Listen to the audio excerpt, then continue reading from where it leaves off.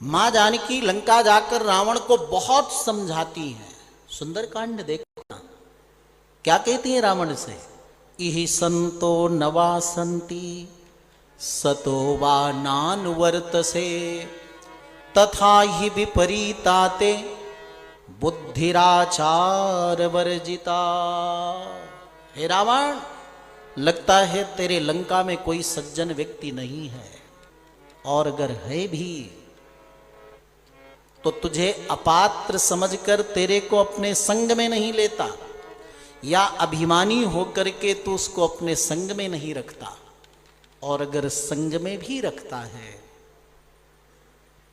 तो तुझे अपात्र जानकर वो अच्छी बातें बताता नहीं। तथा ही विपरीताते बुद्धिराचार वर्जिता, इसीलिए तेरी बुद्धि विपरीत मार्ग में है, गलत मार्ग में है, किसी सज्जन व्यक्ति का संग नहीं तुझे मिला। जानकी जी यहां तक रावण को समझाती हैं, जानती हैं कि अभिमान का रूप है रावण, शरण में जाने को नहीं कहती, राम जी से मैत्री करने के लिए कहती हैं।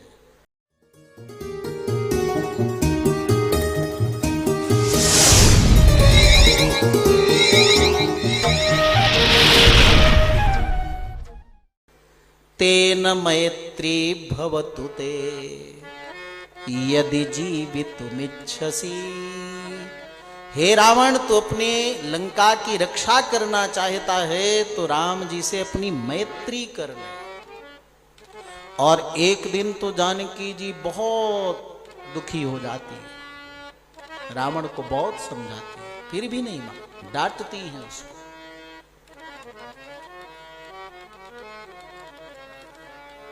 कष्ट सहकर भी मां बाप जीव को या बच्चे को, पुत्र को सन्मार्ग पर लगाना, यही उद्देश्य मां बाप का और परमात्मा और अम्मा जी का है। इसलिए, और दूसरी बात, कैसे प्रभु के प्रति भक्ति एक साधक की होनी चाहिए, इस बात को बताने के लिए भी जानकी जी लंका में जाती है। कैसी अद्भुत भक्ति है जानकी जी की। और दूसरा वियोग जो होता है ना बंधुओं, दूसरा वियोग, ये लंका में जब रहती है, एक और प्रभु के प्रति कितना प्रेम है, अनुराग है, समर्पण है जानकी जी का। जीव का समर्पण ऐसे ही भगवान के प्रति होना चाहिए, ये दिखाने के लिए, अनुभव कराने के लिए जानकी जी लंका जाती है। रावण ने कितना प्रलोभन दिया लेकिन कुछ नहीं। दूसरा वियोग जानकी जी का होता है अनन्यार्हत्व। तीन जीव का स्वरूप है ना, समस्त जीव भगवान के अनन्य शेष हैं। शेष माने अंश, समस्त जीव भगवान के ही अंश हैं, किसी दूसरे के नहीं है। दूसरी बात, भगवान के लिए ये जीव अनन्य भोग्य है। भोक्ता भगवान है, भोग्य जीव है। और तीसरी बात, अनन्यार्हत्व के लिए ये जीव भगवान के ही अर्ह है और किसी के अर्ह नहीं है। तो दूसरे वियोग में माता जानकी वन में जाती है। वर्णन उस समय का ये है कि सुबह का समय रहता है, प्रभु राम जानकी जी विहार करते हैं सरयू तट पर, और शाम के समय में जानकी जी को एक उपवन में लेकर प्रभु राम झूले में झूलते हैं। बहुत प्रसन्न होते हैं प्रभु राम, जानकी जी से पूछते हैं, अपत्य लाभो वैदेही ममायम समुपस्थितः। मुझे पुत्र रत्न की प्राप्ति होने वाली है सीते, इसलिए बताओ तुम कौन सी इच्छा मन की पूरी करना चाहती हो, बोलो। तब जानकी जी ने प्रार्थना की है, गंगा तीरोपविष्टानाम ऋषीणाम अमलात्मना। गंगा तीर पर्ण कुटीर में रहने वाले ऋषि मुनियों के दर्शन करना चाहती है। उनके आश्रमों में निवास करना चाहती हूं। 16 संस्कारों में कुछ संस्कार हैं, जब गर्भ में बालक आ जाए तो उसके लिए संस्कार होते हैं, वो संस्कार के लिए। और उन तपस्वी ऋषियों के आश्रम में जाकर उनको कुछ मैं कंद मूल फल वस्त्र यज्ञ की सामग्री दान देना चाहती हूँ, एक रात्रि निवास करना चाहती हूँ, यही कृपा कर दीजिए। ये शाम की बात है, जानकी जी ने प्रभु राम से कहा है। और रात्रि में प्रभु राम गुप्तचरों को भेज करके प्रजा का ख्याल रखते थे, किसी को कोई कष्ट तो नहीं, कोई तकलीफ अभाव तो नहीं। और जब सेवक रात्रि में आया है और उसने बताया, महाराज आपकी बड़ी बड़ी जयकार हो रही है कि देवता भी न कर पाए ऐसा समुद्र पर आपने पुल का निर्माण कराया, आपने राक्षस जाति का समूल विनाश किया। प्रभु ने कहा, तो तू इतना दुखी क्यों दिख रहा है, उदास क्यों दिख रहा है? कुछ नहीं प्रभु। नहीं नहीं, बताओ, मेरी सौगंध है। तब गुप्तचर सेवक ने बताया, महाराज आजकल जैसे लोक प्रथा में प्रचलित है ना, वो झूठी बात है कि एक व्यक्ति के कहने पर प्रभु राम ने जानकी जी का त्याग किया। बुद्धिजीवी लोग और विशेषकर जो पढ़े लिखे लोग हैं, विशेषकर माताओं के अंदर तो कई बार बड़ा क्रोध रहता है प्रभु राम के प्रति। कैसी मर्यादा! निर्दोष जानकी जी को सगर्भावस्था में एक व्यक्ति के कहने पर राज्य से निकाल दिया, वन में भेज दिया। कहां की मर्यादा! इसलिए पहली बात तो अपने मन से, दिमाग से निकाल दीजिए, किसी एक व्यक्ति के कहने पर राम जी ने जानकी जी को नहीं त्यागा था। वाल्मीकि रामायण में लिखा है, जहां भी 4 लोग इकट्ठे होते, चौराहे में, घर में, उत्सव में, गोष्ठ में, विवाह में, एक ही चर्चा लोग करते। कैसी मर्यादा राम जी की! इतने महीने तक जानकी जी लंका में रही, दुष्ट राक्षस के यहां रही। ठीक है, अग्नि परीक्षा लंका में ली होगी, हमारे सामने तो लिया नहीं। कैसे हम रानी के रूप में स्वीकार करें? ऐसे महाराज 4 लोग इकट्ठे होते तो यही चर्चा करते। इससे क्या पता चलता है मनुष्य की प्रवृत्ति और बुद्धि कितनी अस्थिर है, स्थिर नहीं है। तब प्रभु राम को बहुत दुख हुआ, बहुत कष्ट हुआ, बहुत दर्द हुआ, बड़ी पीड़ा हुई। जिस प्रजा के लिए मैं अपना काम छोड़कर, अपनों का काम छोड़कर रात दिन उनकी सेवा में लगा रहता हूं, उन लोगों की दृष्टि मेरे प्रति ऐसी। नींद नहीं आई राम जी को रात में। सुबह हुआ, राम जी ने भरत को बुलाया। जैसे भरत से बात कही कि मैं जानकी को वन भेजना चाहता हूं, तो मूर्छित होकर गिर पड़े भरत लाल। और शत्रुघ्न लाल आए तो भरत जी को बेहोश देखकर वो भी गिर पड़े। तब लखन लाल को बुलाया, मेरी सौगंध है, मैं जो कहूंगा उसको मानोगे। और जब ये बात रखी तो लखन लाल जी क्रुद्ध हो गए। नहीं नहीं प्रभु, ये अन्याय है। प्रभु ने कहा, मैंने तुम्हें सौगंध दी है। तब लखनलाल जी जानकी जी के पास आए हैं और प्रार्थना की है, प्रभु की आज्ञा है, आप पधारिए। जानकी जी को तो ये लगता है कि कल मैंने प्रार्थना की ऋषियों के आश्रम में जाने की, आज प्रभु राम ने मेरी व्यवस्था कर दी, बहुत प्रसन्न हुई। कितना मुझे मेरे स्वामी प्रभु राम मानते हैं। जैसे रथ में बैठ करके गए और जब गंगा के समीप पहुंचे, नौका में बैठ गए, बीच में पहुंचे, बीच धारा में, तब लखनलाल जी फूट फूट कर रोने लगे, बिलखने लगे। तो जानकी जी कहती हैं, लक्ष्मण, मेरे से ज्यादा तुम्हारा प्रेम प्रभु राम के प्रति है। एक रात्रि भी तुम प्रभु राम से अलग नहीं रह सकते हो।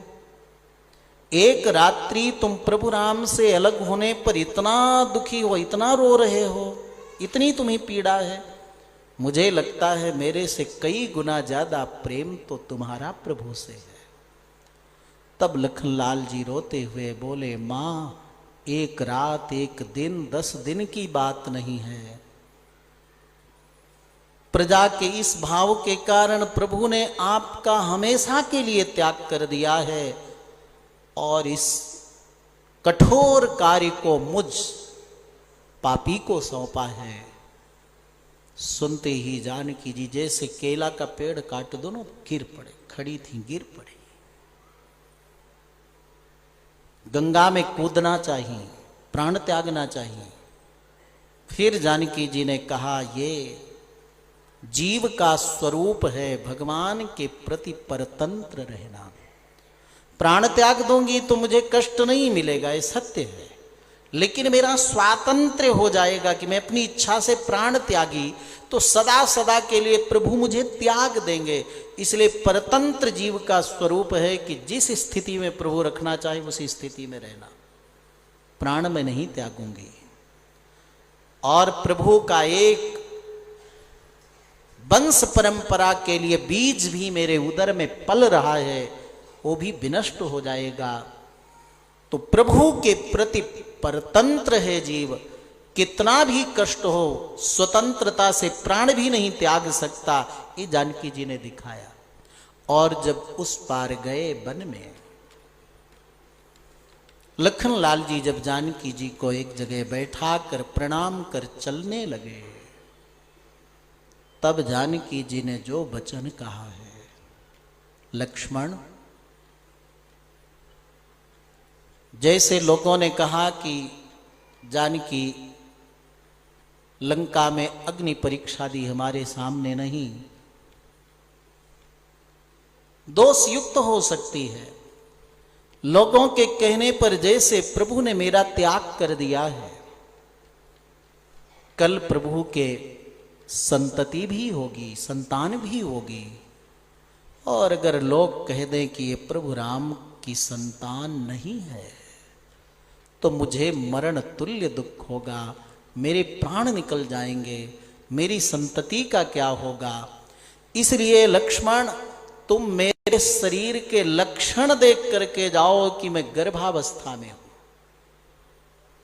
तो लखनलाल जी ने नेत्र बंद कर लिया, कान बंद कर लिए, फूट कर रो पड़े। मां, 14 वर्ष तक वन में साथ रहने पर, रात दिन जगकर संपूर्ण सेवा करने पर, प्रभु राम की उपस्थिति में मैंने आपके चरणों के अतिरिक्त किसी शरीर के अंग पर दृष्टि नहीं डाली। यहां प्रभु की अनुपस्थिति में आपके चरणों के अतिरिक्त अगर मैं दृष्टि डालूं तो मैं बड़ा दोषी होऊंगा। आपका वचन ही मेरे लिए परम प्रमाण है और मैं इसमें साक्षी रहूंगा। ऐसा कहकर प्रणाम करके श्री लखनलाल जी अयोध्या आते हैं। दूसरे वियोग से पता चलता है कि जीव की मति बुद्धि कितनी स्थिर है। स्थिर रहो। और ये भी आध्यात्मिक ज्ञान प्राप्त होता है कि हम भगवान के परतंत्र हैं। इतना कष्ट सहकर भी जानकी जी प्राण त्यागने के लिए स्वतंत्रता को जीव के स्वरूप के विरुद्ध मानती हैं, इसलिए कष्ट सहती है। और तीसरा वियोग तो जगत प्रसिद्ध है बंधुओं। जानकी जी का समाहित स्थान वाराणसी और प्रयाग के बीच में हुआ। इसमें कुछ लोग आए हुए वहीं से भजन पाठ के लिए, तिवारी जी आदि। समाहित स्थान वो है, ऐसा भी वहाँ लोग अनुभव करते हैं, क्योंकि वहाँ के जो घास है ना, वो बिल्कुल बाल के समान पतली पतली। कोई लोग अयोध्या सोचते हैं, लेकिन जानकी जी का समाहित स्थान तो नैमिषारण्य है। इसमें भी वाल्मीकि रामायण प्रमाण है। राम जी ने नैमिषारण्य में यज्ञ किया, दूर दूर से लोग पधारे, महर्षि वाल्मीकि भी पधारे, जानकी जी को साथ लेकर आए, राम जी से निवेदन किया कि मैं प्रचेता का 10वां पुत्र हूं, मैंने बड़ा कठोर तप किया है। इसलिए वाल्मीकि का अर्थ क्या होता है कि तप करते करते मिट्टी ऊपर से जम जाए, ढक जाए मिट्टी से। वाल्मीकि बोलते हैं ना, बांबी बोलते हैं ना, पूरा मिट्टी से ढक गया था और तप करते करते कितने प्राणी आए मेरे शरीर के ऊपर से निकल गए। और फिर वरुण देव ने वर्षा किया तो मिट्टी धुल गई। उस वाल्मीकि से प्रकट होने के कारण मेरा नाम वाल्मीकि है। मैंने कठोर तप किया है, सत्यनिष्ठ हूं, धर्मनिष्ठ हूं। मैं अपने दिव्य दृष्टि से देखता हूं कि जानकी जी में कोई भी दोष रंच मात्र नहीं है। अगर मेरी वाणी में थोड़ी भी गलती हो, हजारों वर्ष का मेरा तप व्यर्थ हो जाए, नष्ट हो जाए। प्रभु राम कहते हैं ऋषिवर्य कहने की आवश्यकता नहीं, मैंने जानकी जी का त्याग नहीं किया, जानकी तो मेरे हृदय में है। जिन लोगों ने कहा था प्रजा लोग आए हुए हैं, इनसे पूछ लीजिए, अगर ये स्वीकार करते हैं तो मुझे कोई दिक्कत नहीं। और जब यही बात महर्षि वाल्मीकि ने लोगों के समक्ष रखा, आधे लोगों ने तो कहा बिल्कुल सच कह रहे हैं, महारानी के रूप में जानकी जी को स्वीकार करो। लेकिन कुछ लोगों ने वही हट किया, बोले ना ना। तब भगवती जानकी जी उपस्थित हुई। कैसा वर्णन किया है वाल्मीकि जी ने। केवल 3 पग नीचे देखती हुई, कासाय वासिनी, परम तेजस्विनी, तपस्विनी, जैसे वेद का सार ही मूर्तिमान होकर जानकी जी के रूप में प्रकट हुआ। फिर भी लोगों की दृष्टि न खुली, इसीलिए तो जीव अल्पज्ञ है। जानकी जी ने कहा, सबके बीच में 3 प्रतिज्ञा की जानकी जी ने। मनसा कर्मणा वाचा यथा रामं समर्थये तथा मे माधवी देवी विवरम दातुमर्हसि। पति घर से अगर बेटी को तिरस्कार कर दिया जाए, ठुकरा दिया जाए, तो बेटी कहाँ जाएगी? माँ के पास आएगी। अपने पीहर आ जाए, भाई भी अगर ठुकरा दें, तो माँ का आंचल हमेशा खुला रहता है बेटी के लिए। पृथ्वी माँ है, सीता जी भूमि जाए, भूमि से प्रकट हुई, माँ से प्रार्थना की, हे पृथ्वी माँ, आप सर्वत्र हो, आप सबके कर्मों को जानती हो, क्योंकि व्यक्ति पृथ्वी में ही तो रहता, 3 मंजिल में है, संबंध है उसका। आपसे बड़ा और कोई प्रमाण नहीं हो सकता। मैंने अपने जीवन काल में मन से, वाणी से, शरीर से केवल प्रभु राम का समर्थन किया है, केवल प्रभु राम को चाहा है। मैंने मन से केवल प्रभु का मनन किया है, वाणी से केवल प्रभु को मैंने चाहा है। तो हे पृथ्वी मां, मुझे अपनी गोद में स्थान दे दे। ये तीनों वचन मेरे सत्य हैं। यदि प्रभु राम के अतिरिक्त तीनों प्रकार मैंने किसी से स्पर्श नहीं किए, तो हे पृथ्वी मां, मुझे अपनी गोद में स्थान दे दे, स्थान दे दे। धरती फट जाती है। सिंहासन लेकर पृथ्वी मां प्रकट हुई, आ बेटी आ जा, गोद में ले लेती है, समाहित हो जाती है। तीसरा वियोग है। ये तीसरे वियोग का भी उद्देश्य क्या है? क्या प्रतिज्ञा की जानकी जी ने? मनसा कर्मणा वाचा यथा रामम समर्थये। जानकी जी जीवों की आचार्या हैं, राम जी ब्रह्म हैं। ये जीव किसके लिए है? मन वाणी शरीर से केवल प्रभु के लिए है। ऐसा समर्थन, ऐसा तत्व लोगों को पता चले, क्योंकि यही तो वेद में वर्णन है। और जो वेद में वर्णन है ना कि नित्यो नित्यानाम चेतनश्चेतनानाम एको बहूनाम यो विदधाति कामान। ये वेद के रहस्य तत्व को जो लोग नहीं समझ पाते, इस कथानक के रूप में बताया कि लोग समझें, लोगों का परम कल्याण हो। इसलिए आचार्य या गुरु के रूप में जानकी जी आकर के 3 बार प्रभु से अलग होकर 3 उद्देश्यों के लिए हम सबको ज्ञान प्रदान करते। अस्तु वाल्मीकि जी ने लिखा, रामचरित मानस में तुलसी बाबा ने लिखा, भावना के अनुसार दोनों अच्छा भाव है। सामने मृग बन करके आया तो लखनलाल जी को संदेह हुआ, प्रभु ये स्वर्ण का मृग आज तक कभी सुना नहीं, अभी कैसे हो सकता है, संभव नहीं, ये कोई मायावी राक्षस है, कहीं वो मारीच तो नहीं है। ये लखनलाल जी कहते हैं। देखो ना, ये मृग को देख करके सूंघ करके कई मृग भाग रहे हैं झुंड के झुंड, मुझे तो वही लगता है। राम जी ने कहा नहीं नहीं। जानकी जी ने उसी समय याचना कर दी, राघव अब तो 14 वर्ष पूर्ण होने वाले हैं थोड़े दिन में, आज तक मैंने एक पुष्प की याचना नहीं की है। कितना सुंदर मृग है स्वर्ण मृग, इसको जीते जी पकड़ लीजिए या इसका वध करके इसका चर्म ले लीजिए। जीते जी लेकर चलेंगे तो हमारे बच्चे होंगे, इससे खेलेंगे, बहुत अच्छा लगेगा। और अगर इसका वध करके इसका चर्म ले आएंगे तो मां कौशल्या इस पर बैठकर भजन करेंगी। निमित्त भगवती की वाणी बनी। राम जी ने लखनलाल को समझाया, राक्षसों से बहुत शत्रुता है, सावधानी से रात दिन जब तक मैं लौट कर ना आऊं, हर प्रकार से जानकी की रक्षा तुम करना, कहीं जाना मत।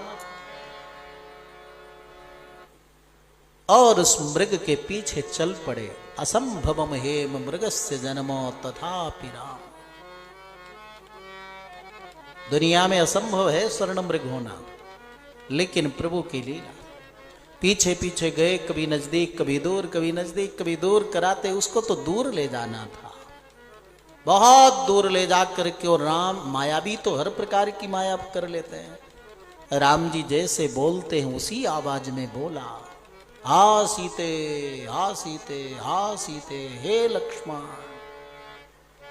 जानकी जी के कर्ण कुहरों में बात आवाज पड़ी। जानकी जी ने समझा कि राम इस समय विपत्ति में है, कष्ट में है, राक्षसों ने घेर रखा है, इसलिए मुझे और तुम्हें पुकार रहे हैं, हे लक्ष्मण तुम शीघ्र जाओ। लखनलाल कहते हैं, मां तीनों लोकों के देव यक्ष किन्नर गंधर्व राक्षस सब इकट्ठे हो जाएं तो भी हमारे प्रभु राम का बाल बांका नहीं कर सकते, इसलिए आप चिंता मत करिए। न्यास भूतासी, तुम मेरे लिए धरोहर के रूप में हो। प्रभु राम ने रखा है धरोहर के रूप में, सुरक्षा के लिए। मैं आपके समीप से नहीं जा सकता हूं। तब जानकी जी बड़ी क्रुद्ध हो जाती हैं। प्रभु चरणों में प्रेमातिशय के कारण और क्रोध के कारण जानकी जी ने लखनलाल जी को बड़े कटु वचन कहे हैं। रामचरितमानस में तो तुलसी बाबा की लेखनी हिलने लगी। सीता मरम वचन जब बोला, हरि प्रेरित लक्ष्मण मन डोला, और चल दिए। तुलसी बाबा ने ही लिखा। मर्म वचन जानकी जी के सुनकर और हरि प्रभु की प्रेरणा से लखनलाल जी जो इतने कर्तव्य पथ पर निष्ठा रखते हैं, उनका मन भी डगमगा गया और वन की ओर राम जी की ओर चल पड़े। वाल्मीकि जी लिखते हैं कि जानकी जी इतनी क्रुद्ध हो गई और प्रभु प्रेमातिशय के कारण, प्रभु में लगाव के कारण, लक्ष्मण जैसे उच्च कोटि के सेवक भक्त के ऊपर आक्षेप लगाती हैं। मेरे इतना कहने पर लक्ष्मण तो नहीं जा रहा ना। यस्तमस्याम अवस्थायाम भ्रातरम नाभिपद्यसे इच्छसि त्वं विनश्यन्तं रामं लक्ष्मण मत कृते। ऐसी विपत्ति अवस्था में राम के सहयोग के लिए तुम नहीं जा रहे लक्ष्मण, इसका मतलब कि तेरे मन में पाप है और तू राम को नष्ट होना देखना चाहता है। किस लिए? मत कृते, मेरे लिए।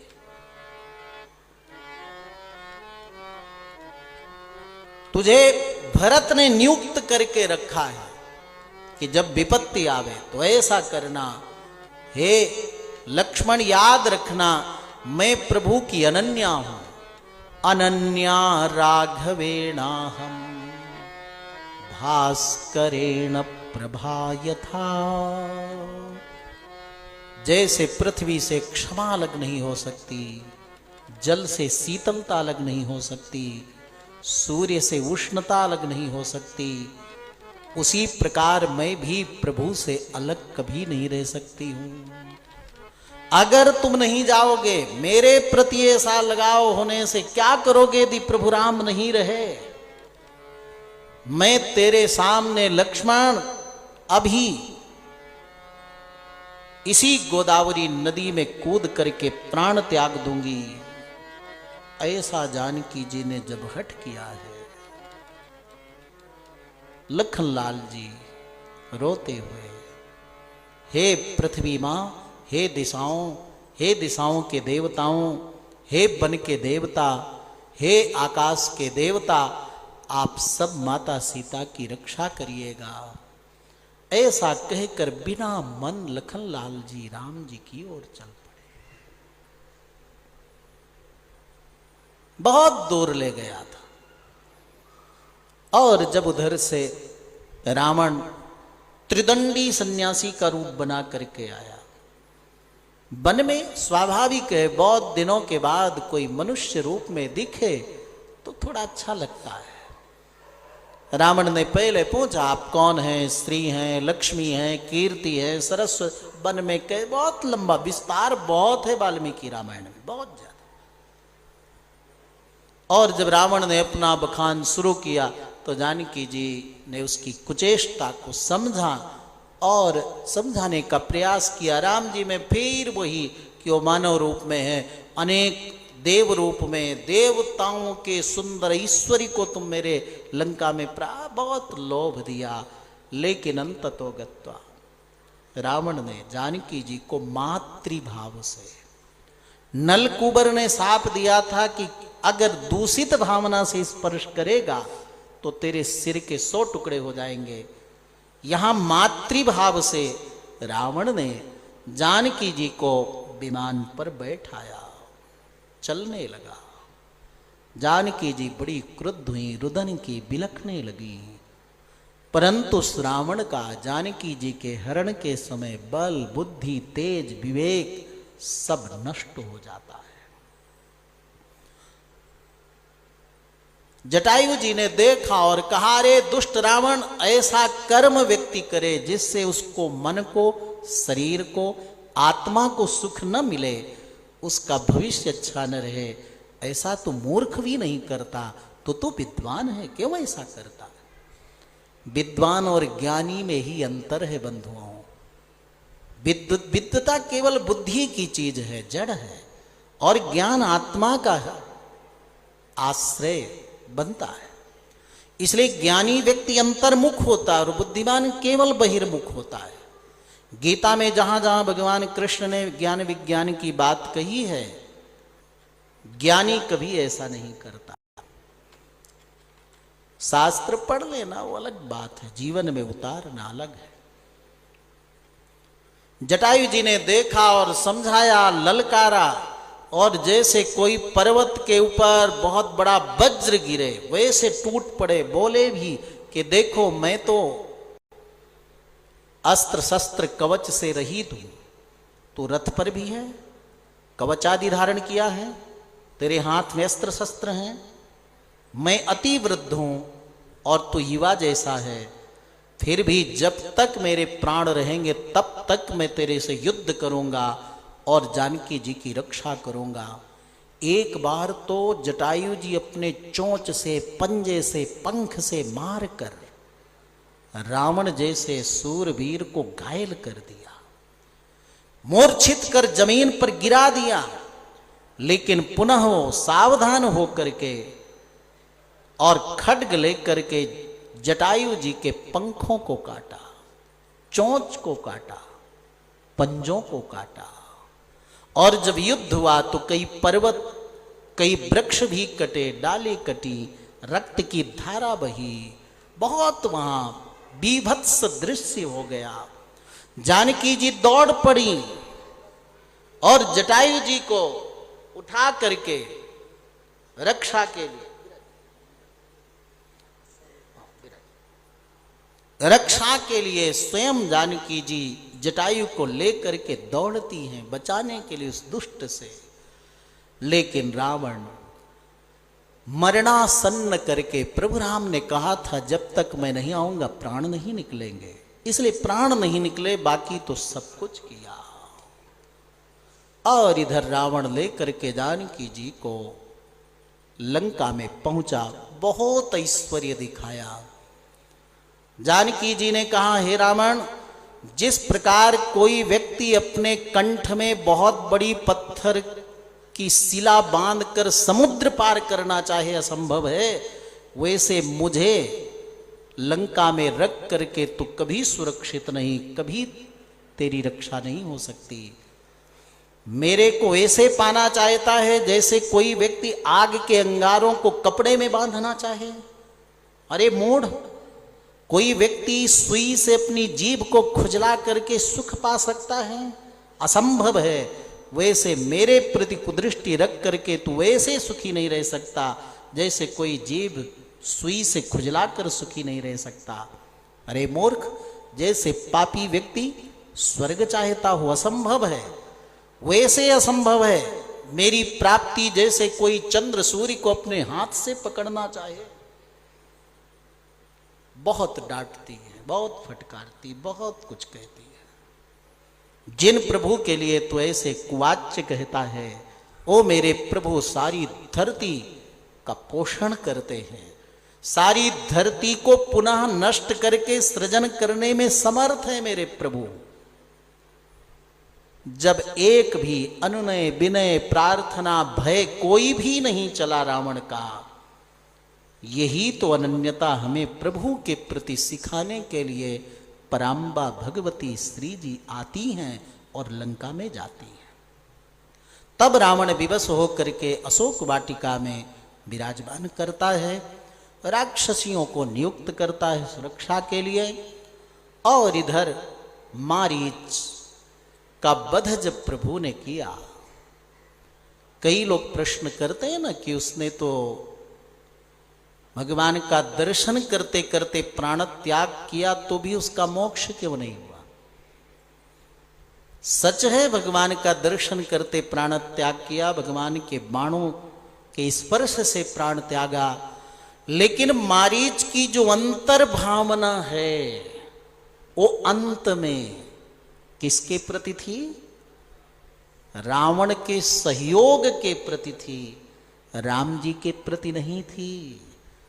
इसलिए मारीच भले प्रभु के हाथों मरा, प्रभु को देखते हुए मरा, लेकिन उस राक्षस, दुष्ट आत्मा, पापी रावण के सहयोग के लिए प्राण त्याग किया, इसलिए उसकी सदगति नहीं होती है। लखनलाल जी आए, देखते ही राम जी ने कहा, रे क्या किया लक्ष्मण, मैंने तुझे कहा था यहां से तिल भर मत हटना जानकी को छोड़कर। कितने राक्षसों का वध हमने किया है, कितने राक्षस में शत्रु रूप में मानते हैं। तुमने बहुत भूल की, मेरी आज्ञा का तुमने उल्लंघन किया। तब लखनलाल जी ने बताया, क्या कहूं, मां ने ऐसे ऐसे कटु वचन कहे हैं, कुछ भी कहा, लेकिन तुम्हारी चूक हुई लक्ष्मण, चूक हुई। सबसे सेवक धर्म कठोरा, इसीलिए सेवक का धर्म बड़ा कठोर है। सेवा धर्मो परम गहना योगिनाम अप्यगम्य। क्या कहें श्री लखनलाल जी। फिर भी प्रभु को धैर्य दिलाया और जैसे आगे चलते गए वैसे आभास होता गया।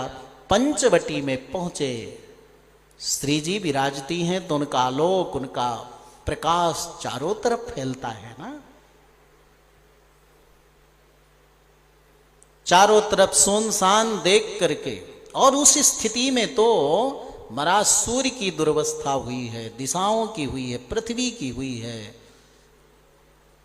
और वाल्मीकि जी तो कहते कहाँ गया सत्य, कहाँ गया धर्म, कहाँ गया नीति, कहाँ गया न्याय, जहां जानकी जी का, प्रभु राम की पत्नी जानकी का हरण हो रहा है। जैसे पर्ण कुटीर को सुनसान देखा, अत्यंत दुखी हुए। लक्ष्मण को फिर उल्हाना दिया प्रभु ने, शायद जल लेने गई होंगी। नदी तट पर गए, जोर जोर से करुण क्रंदन करते, पूछते हैं। नदी तट पर नहीं, पुष्प लेने गई होंगी, पुष्प बगीचे में नहीं, शायद समिधा लकड़ी लेने गई होंगी, उधर भी नहीं। कंदमूल कहीं लेने तो नहीं गई, उधर भी नहीं। कहीं वन की शोभा देखने, वहां भी नहीं। फिर तो बिलखने लगे हैं प्रभु राम, और लखनलाल जी भी रुदन करते हैं, आगे बढ़ते हैं। हे खग मृग हे मधुकर श्रेणी, हे खग मृग हे मधुकर श्रेणी, तुम देखी सीता मृग, तुम देखी सीता मृग, जन सुख कपूर बिगड़ीना, जन सुख कपूर बिगड़ीना, मरुपनि कर को किया प्रवीणा, मधुरनि कर को किया प्रवीणा। सुनु जाने के तो ही बिन आजू, सुनु जाने तो ही बिन आजू, हर से सकल पाई जनु राजू, हर से सकल पाई जनु राजू। और जैसे क्या नदी तट, क्या पर्वत, क्या कंदरा, क्या वन, क्या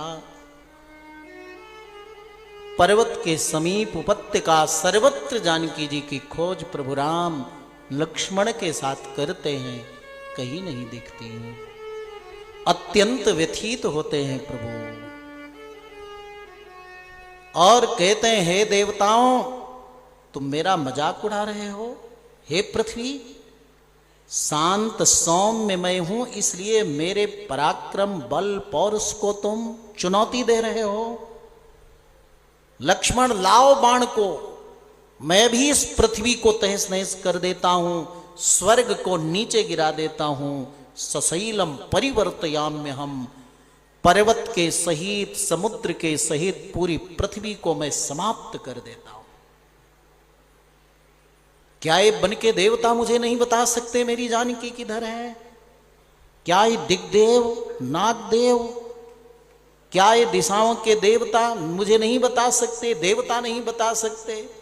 क्या ये पृथ्वी नहीं बता सकती मेरी जानकी कहाँ है? बहुत क्रुद्ध होते हैं प्रभु। यहां प्रभु का वो पारम्य रूप प्रकट होता है कि परात्पर है, ब्रह्म है। लखनलाल जी ने हाथ जोड़ करके कहा, प्रभु अपराध किसी एक ने किया है, और उस अपराधी के बदले निर्दोष सारे प्राणियों को आप नष्ट कर दें, क्या उचित है? पहले आप बिल्कुल शांत थे, दांत थे, सौशील गुण से युक्त थे, बड़े उदार थे, और आज ये क्रोध आने से सारे गुण ढक गए हैं। क्या उचित है, न्याय है प्रभु? आपको धनुष बाण उठाने की जरूरत नहीं है, आप केवल कह देंगे तो सारी सृष्टि का विनाश हो जाएगा, परंतु क्या उचित है? लखनलाल जी ने हाथ जोड़ करके प्रार्थना की। कितना सुंदर गुण प्रकट किया वाल्मीकि जी ने, जो सबके जीवन में अनुकरणीय है। पूर्वजोप्युक्त मात्रस्तु लक्ष्मणेन सुभाषितम् सारग्राही महासारम जग्राह रघुनंदनः। परिवार, समाज और राष्ट्र को अगर व्यवस्थित करना है तो राम जी जैसा बनना पड़ेगा। सारग्राही महासारम जग्राह रघुनंदना। ये नहीं कि आपके घर में कोई पत्नी भी अच्छी बात अगर कहती तो उसको भी मानो। कैसे पत्नी क्या होता है, ऐसा नहीं। कोई बेटा भी है आपकी अच्छी बात कहता है तो उसको भी स्वीकार करो। बड़े होते हुए भी, समर्थ होते हुए भी, सर्वज्ञ होते हुए भी, परब्रह्म परमात्मा होते हुए भी प्रभु राम छोटे भ्राता लक्ष्मण की बात को ग्रहण कर लिए, स्वीकार कर लिए। तुरंत उनका क्रोध शांत हो गया। सारग्राही महासारम जग्राह रघुनंदनः। कोई सारभूत बात हो, कोई तत्व की बात हो, हित की बात हो, अपने कल्याण की बात हो, न्यायोचित बात हो, आपका सेवक भी कहे, पत्नी भी कहे, तो भी उसको स्वीकार कर लेना चाहिए, जैसे राम जी ने किया।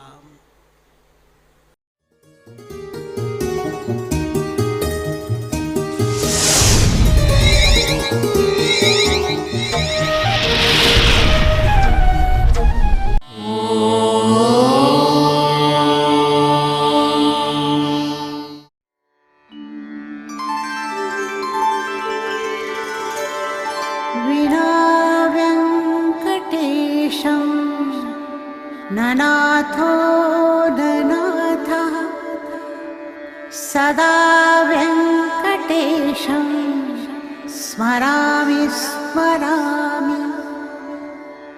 हरे वेङ्कटेश प्रसीद प्रसीद। प्रियं वेङ्कटेश प्रयच्छ।